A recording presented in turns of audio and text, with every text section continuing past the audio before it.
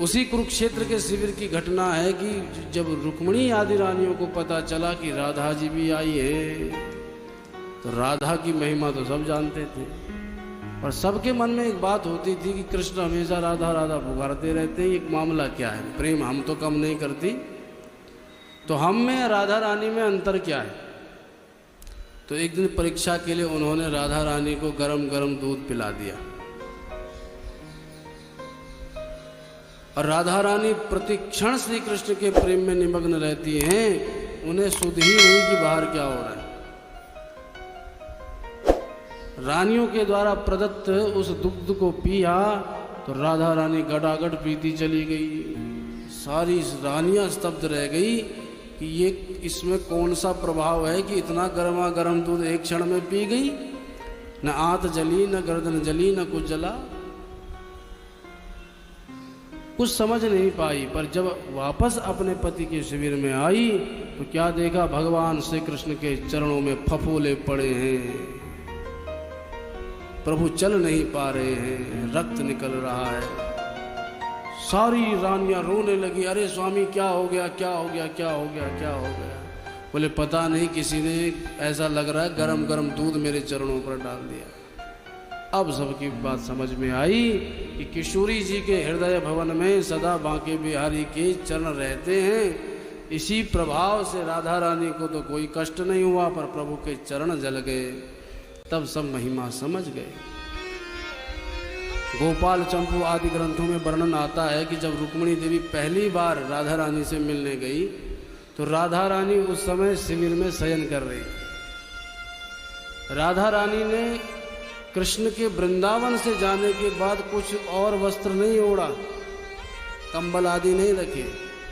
जाते जाते कृष्ण ने अपनी काली कमली ही राधा रानी को भेंट करी थी, उसी काली कमली को ओढ़ती थी श्री किशोरी जी। तो काली कमली ओढ़ करके किशोरी जी लेटी थी। रुक्मिणी देवी आई, ललिता देवी बोली, देवी चुपचाप बैठ जाओ। बोली आप कौन? बोले मैं ललिता सखी हूँ, बिना मेरी आज्ञा के कोई राधा रानी तक नहीं जा सकता। ये ललिता सखी बहुत जबरदस्त है, इनसे कृष्ण कन्हैया भी डरते।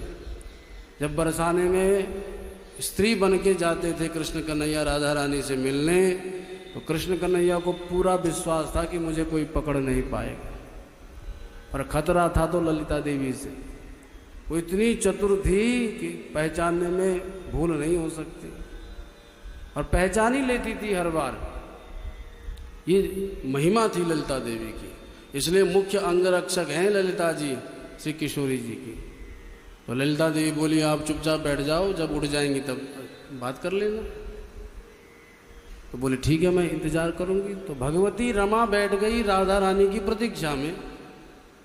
तो राधा रानी तो उठी नहीं, पर इतने में रोने का स्वर सुनाई पड़ा, जैसे कोई रोता है सिसक सिसक करके।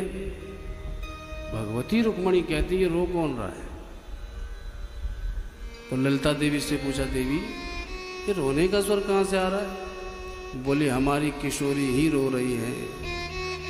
जब से कृष्ण कन्हैया ने वृंदावन त्यागा है तब से एक क्षण को भी उनके आंसू नहीं सूखे हैं, और वही रो रही है। तो देवी रुक्मिणी को उत्कंठा हुई कि ऐसा भी कोई प्रेमी हो सकता है।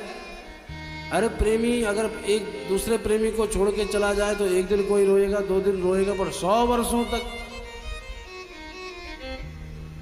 ऐसा भी कहीं है, हो सकता है। राधा रानी तो नहीं उठी, लेकिन राधा रानी ने काली कमली जरा सी खींची तो राधा रानी का मात्र चरण ही दिखा, चरण का अंगूठा, और उसमें इतनी आभा प्रभा थी कि उसको देखते ही रुक्मिणी देवी मूर्छित हो गई। राधा रानी की कितनी महिमा हो सकती है उसकी कल्पना आप करो।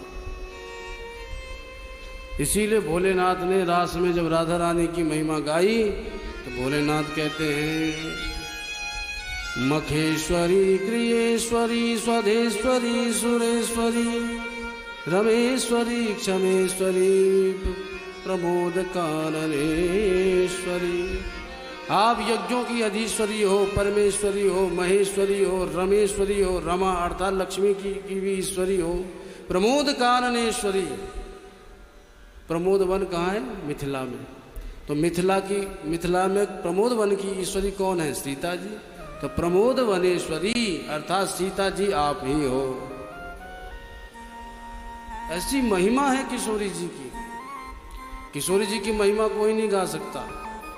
स्वयं श्री कृष्ण नहीं पार पा सकते तो हम आप भला क्या पार पाएंगे।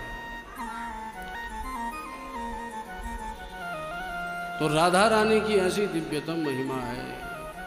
अचानक जब रुक्मिणी देवी मूर्छित हो गई तो राधा रानी की झक से नींद खुल गई और कमली उठाकर देखा तो सामने रुक्मिणी देवी मूर्छित हैं। तब रुक्मिणी देवी भागी, राधा रानी भागी रुक्मिणी को उठाने, और रुक्मिणी देवी ने राधा रानी को अपनी ओर आते देखा तो रुक्मिणी देवी राधा रानी की ओर भाग रही हैं चरणों में गिरने के लिए। राधा रानी रुक्मिणी के चरण पकड़ रही हैं और रुक्मिणी देवी राधा रानी के चरण पकड़ रही हैं। रुक्मिणी देवी कहती क्या अहोभाग्य हैं आपके, श्याम सुंदर आपसे इतना प्रेम करते हैं कि सोते सोते भी आपको नहीं भूलते, प्रत्येक क्षण आपको याद करते हैं। ऐसा प्रेम क्या कभी किसी ने किया होगा? और उधर राधा रानी कहती ओ भाग्य तो आपके हैं देवी जी, हमने तो बस प्रेम ही किया, आपके तो अंग संग में रहते हैं, हमसे बड़े सौभाग्य तो देवी आपके। समस्त लोगों की ईश्वरी होने पर भी कितनी सहज और सरल है हमारी राधा रानी। इसलिए राधा रानी भोरी भारी हैं, बरसाने वाली हैं। कृष्ण कन्हैया कृपा तो करते हैं पर जितनी शीघ्रता से कृपा बरसाने वाली करती हैं उतनी तो कृष्ण कन्हैया भी नहीं कर सकते। कन्हैया बड़े नटखट हैं, अपने भक्तों को थोड़ा सताते भी हैं, पर राधा रानी ने कभी अपने भक्तों को नहीं सताया। और हमको तो एक और दूसरा भाव भी लगता है, वृंदावन में जो बंदर है ना, चश्मा देखते ही पीछे पड़ जाते हैं। हमको तो बहुत भगाया भाई बंदरों ने। चश्मा न पहने तो तकलीफ, पहने तो तकलीफ। तो वृंदावन में नटखट कन्हैया का राज्य है तो बंदर भी छोड़ते नहीं है, पर बरसाने में हम चश्मा पहन के दिन भर घूमते हैं, बंदर कुछ नहीं करते। तो बरसाने वाली ने सबको समझा रखा मेरे भक्त आएंगे उनको परेशान मत करना, पर कन्हैया तो नटखट है तो इनके बानर भी नटखट होंगे।